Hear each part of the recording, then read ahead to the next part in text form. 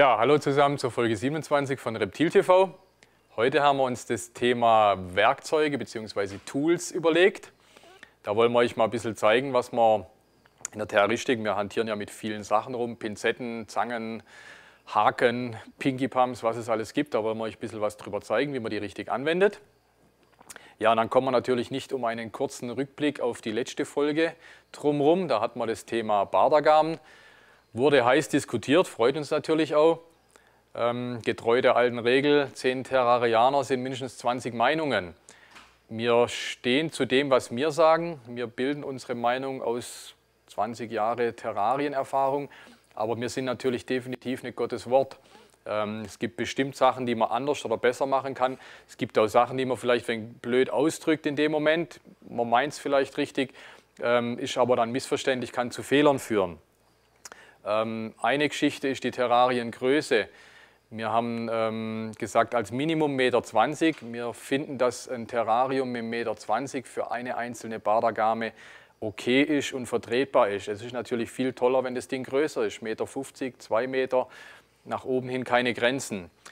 Bei der Terrariengröße, denkt dran, ihr müsst das Ding natürlich auch wirklich beheizen und beleuchten. Also umso größer das Terri wird, umso mehr Energie muss ich da reinpowern. Und wir haben schon manchmal festgestellt, es ist besser, die Leute haben eine Nummer kleiner an Terrarium, aber haben es wirklich richtig ausgeleuchtet wie ein Riesenbecken, was einfach zu kalt ist.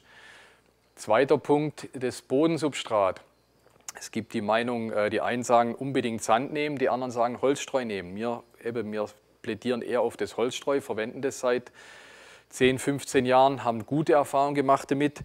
Jemand anders sagt, das gibt Darmverschluss. Das Gleiche gibt es aber auch oft, sagt man über das Sand, es gibt Darmverschluss. Ich glaube, letztendlich kann beides einen Darmverschluss geben, je nachdem, was man verwendet. Aber ich würde mal sagen, dass, also ich persönlich halte eigentlich beides so ziemlich 50-50 für gleich gut. Wenn jemand unbedingt Sand haben will, soll er Sand nehmen. Wie gesagt, wir haben mit dem Holzstreu sehr gute Erfahrungen gemacht bei Bardergamen. Und der gravierendste Punkt ist der L-Steinstrahler. Das ist ja ein reiner Wärmestrahler, der gibt kein Licht ab.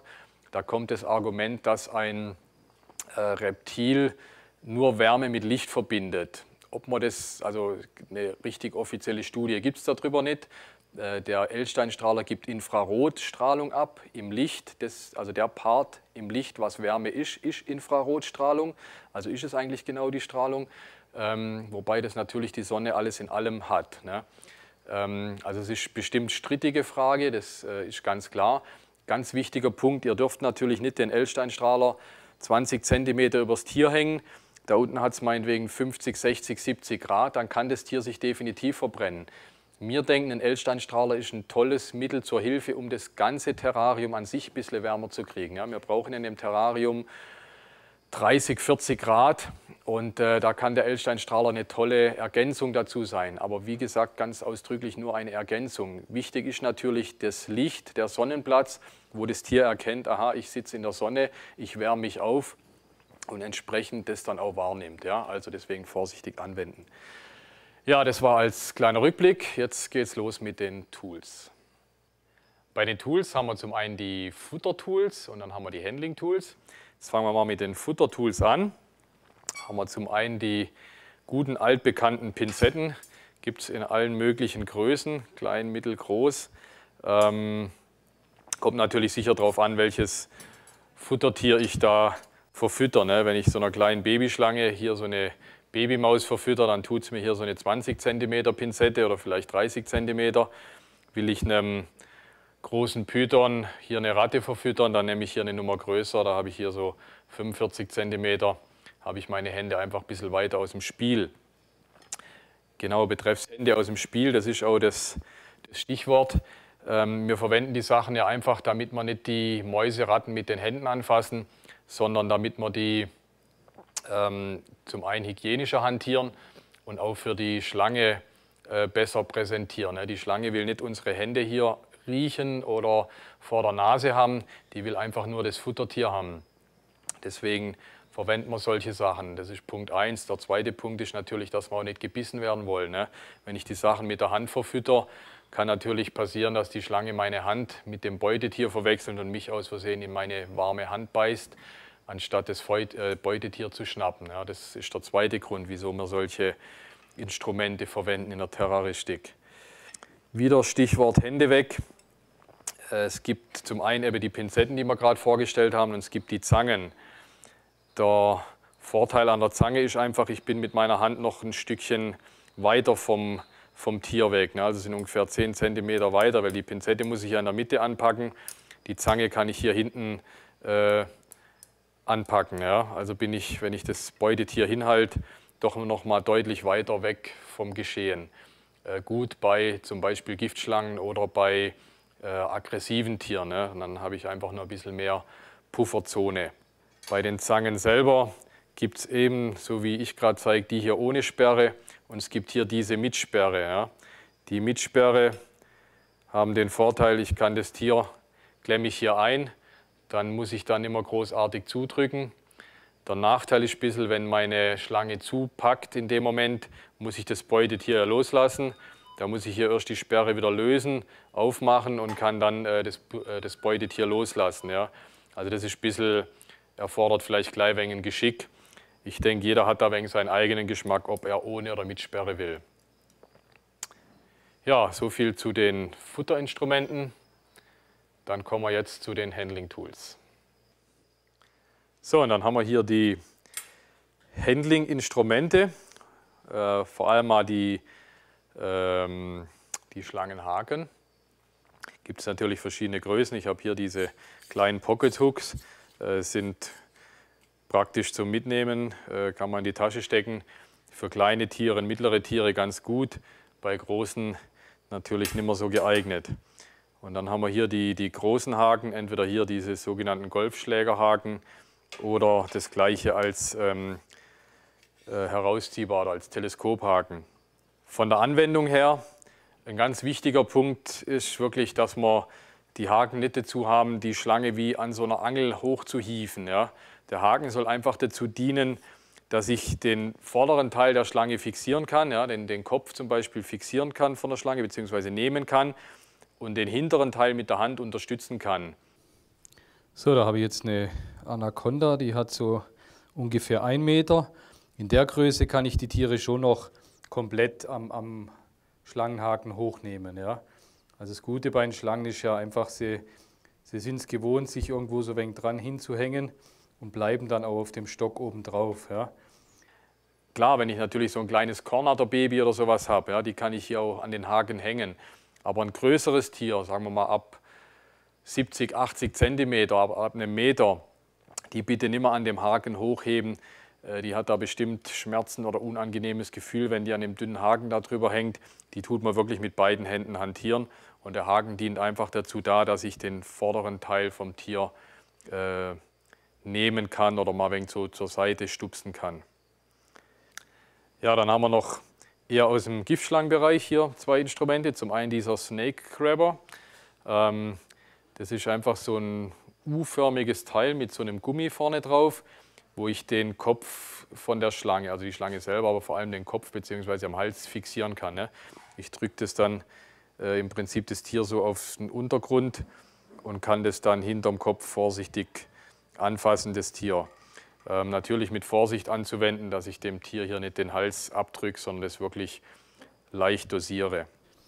Das Einzige ist, es ist wirklich eine radikale Methode, weil ich einfach schon ziemlich drücken muss. Also ich mache es jetzt nicht arg, deswegen, man sieht es auch, ich kann ihren Kopf wegziehen. Also das Verletzungsrisiko bei diesem Instrument ist relativ hoch. Ja. Also ich kann den Kopf so fixieren und dann das Tier hinterm Kopf greifen. Ja. So, jetzt zum Beispiel bei einem, wie gesagt, bei einem Gifttier, ja, kann ich sie dann hinterm Kopf nehmen. Das Gleiche gilt auch hier für die Greifzange. Wir tun die auch dann am Körper oder hinterm Kopf, können wir das Tier halten. Natürlich die ganze Geschichte auch dosieren. Wobei, wenn ich jetzt hier meinen Finger so drin habe und hier so zufasse, also man kann das wirklich auch dosiert machen. Also ich habe hier keine Druckstellen am Finger oder irgendwas, da müsste ich jetzt schon wahnsinnig zudrücken, damit ich hier meinem Finger irgendwelche Schmerzen zufüge. Ne? Und das Gleiche ist bei der Schlange auch. Ja, und so kann ich das Tier eben, sei es jetzt am Körper oder wie gesagt am besten vielleicht hinterm Kopf nehmen unterstützend mit der Hand dann hinten das Tier halten, ja, aber erst wenn der Kopf fixiert ist natürlich, und kann das Tier so hantieren. Ja, und dann haben wir noch so ein paar Sonderinstrumente. Hier zum Beispiel die altbekannte Pinky Pump. Die Pinky Pump wurde vor über 20 Jahren mal in den USA vom Mr. Barker entwickelt, der Vater vom Dave und Tracy Barker, die man vielleicht kennt aus der Reptilienbranche. Der hat mal die Pinky Pump sich ausgedacht. Hintergrund oder Verwendungszweck ist ja einfach, wenn wir irgendwelche Babyschlangen haben, Kornnattern, Königsnattern, die einfach nicht gut fressen am Anfang, hat man ja manchmal, dass ein Baby nicht gut rangeht, dann kann man die mit dieser Pinky Pump zwangsfüttern. Ja. Hier vorne ist so ein runder Kopf, führe ich dem Tier in den Hals ein und eben das zeige ich jetzt gerade, hier kommen die Babymäuse rein und dann kann ich recht schmerzlos und für das Tier stresslos die Babymäuse zwangsfüttern. Ja. Dazu schraube ich die Geschichte auf. Hier kommen die Babymäuse rein. Also ich habe hier gefrorene, aufgetaute Babymäuse. Natürlich selbstverständlich keine lebenden Babymäuse, das ist ja ganz klar, sondern natürlich Tiefkühlfutter nehmen. Die kommen hier rein. Je nachdem, wie viele Schlangen ich füttern muss, es passen so 5, 6 Babymäuse rein. Ich mache jetzt hier einfach mal 3 Stück rein zum Zeigen. Ja, dann kommt der Deckel wieder drauf. Ich schraube die Geschichte hier zu. Gut zuschrauben, dass die Sache dicht ist. Dann drücke ich hier im Zylinder so weit vor, bis ich hier am Anschlag bin. Hier vorne ist so ein kleines Schneidmesser drin, wie in so einem Fleischwolf. Ne? Und durch dieses kleine Schneidmesser werden die Babymäuse dann püriert. Noch ein ganz wichtiger Punkt, hier hinten ist so eine Stellschraube. Ich muss ja hier mit klein bisschen Druck arbeiten. Und diese Stellschraube ist ganz einfach, damit ich hier nicht 3 Babymäuse aufs Mal durchpresse, sondern wirklich hier anhand dieser Stellschraube dosiert arbeiten kann. Ja. Jetzt drücke ich mal bis an Anschlag. Ich nehme jetzt mal hier so ein Stück Zeitung drunter. Also man muss schon gleich wegen Kraft aufwenden. Jetzt kommt hier so der erste Tropfen raus. Und wie gesagt, jetzt hier hinten mit der Stellschraube passend dosieren. Also so ich habe jetzt 3 Babymäuse drin. Also nehme ich hier so gut ein Drittel von dieser Wendelung. Und die kann ich jetzt, ich führe die Pinky Pump jetzt bei dem Natternbaby ins Maul ein. Wirklich also das ganze Stück einführen. Und kann dann hier durch Druck die eine Babymaus rauspressen, kommt dann so püriert und landet bei der Schlange dann im Bauch drin. Ja.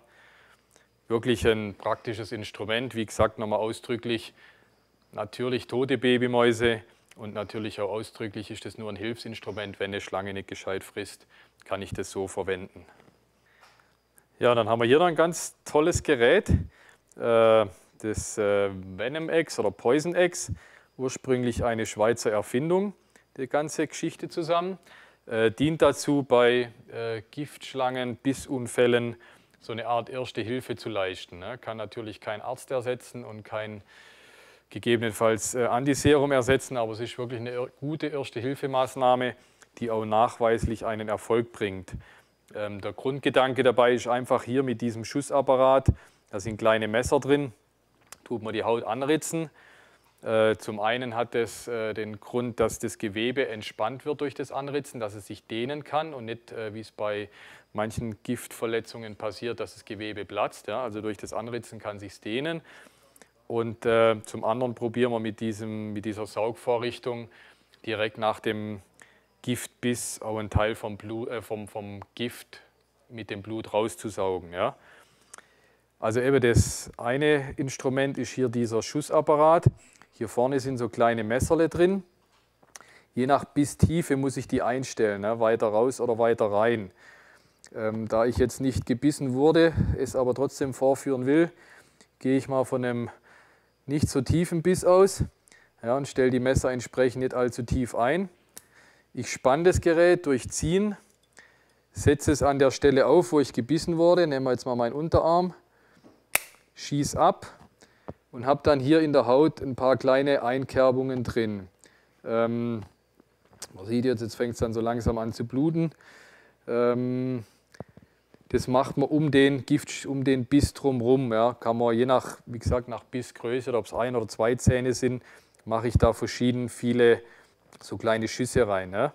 Und dann kommt hier dieser Saugpart zur Geltung.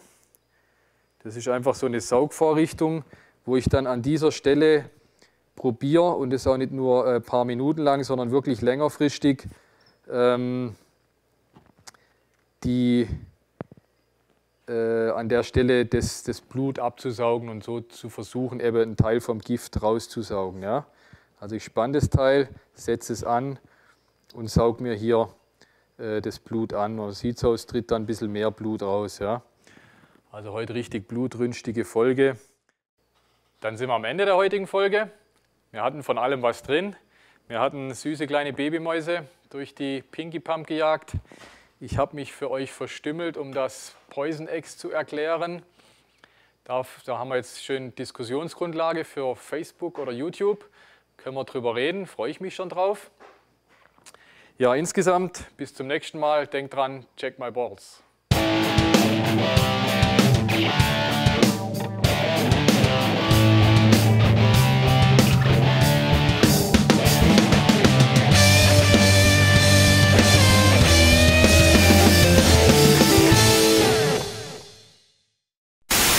Ja, hätten wir fast vergessen. Wir müssen ja noch unsere Verlosung machen hier, die 250 € Warengutschein.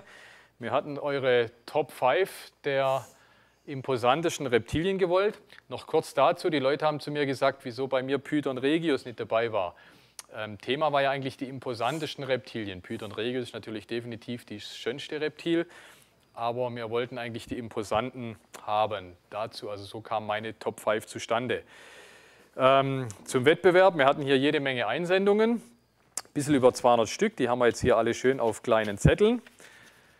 Wir haben nach einer hübschen Ziehfee gesucht, die uns hier die Verlosung helfen kann, aber meine Mitarbeiterin, die haben sich alle geweigert, hier nackt oder halb bekleidet diese Ziehung vorzunehmen. Deswegen muss hier mein kleiner Sohn Maddox helfen. Jetzt haben wir hier alle Zettel. Großer Maddox bin ich. Ja, großer Maddox bist du, genau. Also mein großer Sohn Maddox muss helfen. Jetzt nimmst du mal alle Zettel so in die Hand. Ja. Schmeißt sie alle, tust sie mal hochschmeißen, einfach so hoch. Genau, und jetzt liegt einer hier drin, pass auf, passt eigentlich perfekt. Also, gewonnen hat, also der Username ist TheWitcher1990. Und er hatte Königspython, Boa Constrictor Longicauda, Bartagame, Königsnatter, grüner Baumpython. Mama, guck mal. Waren seine mal, Top 5. Papa. Ja? Das ist Zettel Also nochmal, TheWitcher1990, 250 € Warengutschein bei M&S. Gratuliere dir. Zu guter Schluss müssen wir natürlich noch hier ihm seinen Namen euch vorstellen. Also wir hatten einen Haufen tolle, witzige Einsendungen von euch. Rote Oktober zum Beispiel war ganz lustig, fand ich. Big Daddy, Rodeo Theo, Jumbo, Homer. Aber letztendlich 2811 Casey hat Rainer Kallmund als Name vorgeschlagen. Ja, passt ganz gut, der Rainer Kallmund hier. Und um die Sache ein bisschen einfacher zu machen, wollen wir es mit Kalli abkürzen. Ja? Also deswegen wollen wir ihn in Zukunft Kalli nennen.